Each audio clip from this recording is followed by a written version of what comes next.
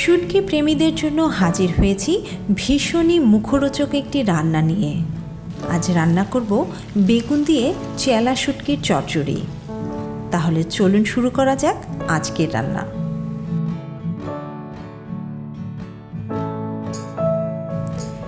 চুলায় হাঁড়িতে তেল দিয়ে দিলাম।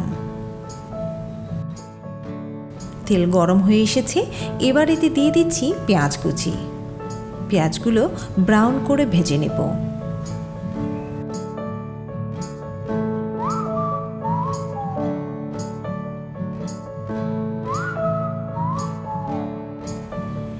পেঁয়াজে ব্রাউন কালার চলে এসেছে, এবার এতে দিয়ে দিলাম গুঁড়া মরিচ 1.5 চা চামচ পরিমাণ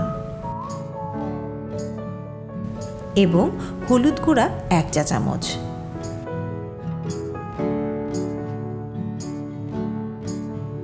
নেড়ে চেড়ে দিয়ে দিলাম সামান্য পানি, যাতে মশলা পুড়ে না যায়।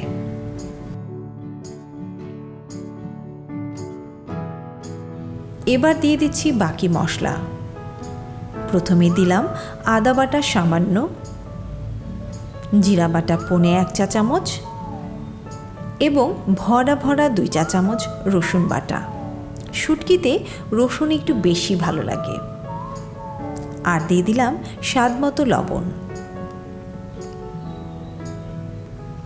এবার মশলা কষানোর পালা।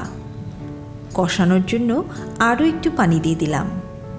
এবার কষিয়ে এই পানি একদম টানিয়ে ফেলব।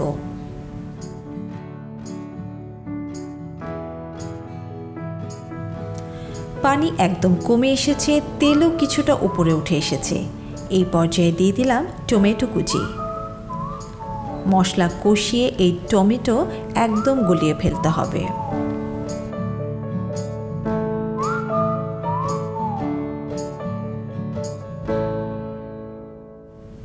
কিছুক্ষণের জন্য ঢেকে দিলাম।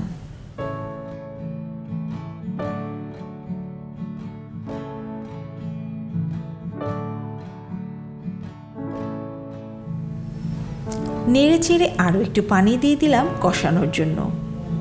কষানো যত ভালো হবে তরকারির স্বাদ তত বেশি হবে।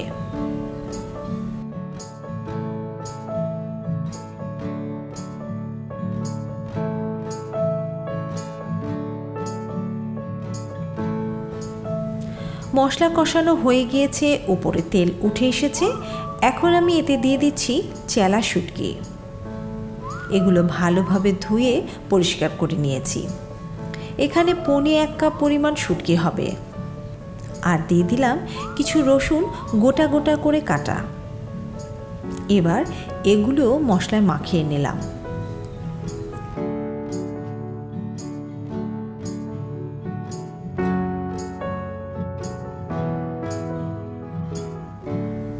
এখন দিয়ে দিচ্ছি কাটা বেগুন।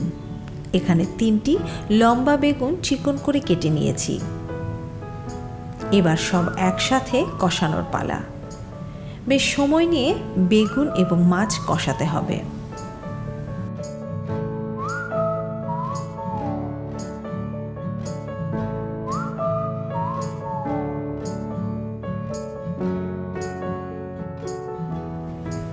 ঢেকে দিলাম কিছুক্ষণের জন্য। ঢাকনা তুলে আবারও একটু নেড়ে দিচ্ছি। আবারও ঢেকে দিলাম।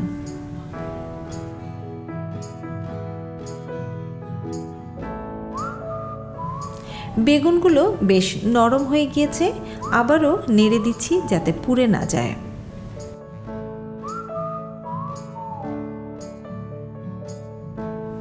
বেগুন এবং মাছ কষানো হয়ে গিয়েছে, এবার খুব সামান্য পানি দিয়ে দিচ্ছি এগুলো সিদ্ধ হওয়ার জন্য। এটা যেহেতু চচ্চড়ি, তাই বেশি পানি দেয়া যাবে না। দিয়ে দিলাম 7-8টি কাঁচা মরিচ ফালি। আবারও ঢেকে দিলাম। এবার পানি শুকিয়ে আসা পর্যন্ত অপেক্ষা করছি। তবে মাঝে মাঝে ঢাকনা তুলে হালকা হাতে নেড়ে দিতে হবে।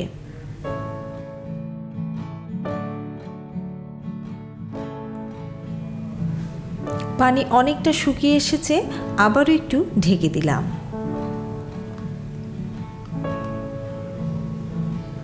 ঢাকনা তুলে নিলাম, আর এটা ঢাকবো না। এবার বাড়তি ঝোলটুকু একদম টানিয়ে মাখো মাখো করে ফেলতে হবে।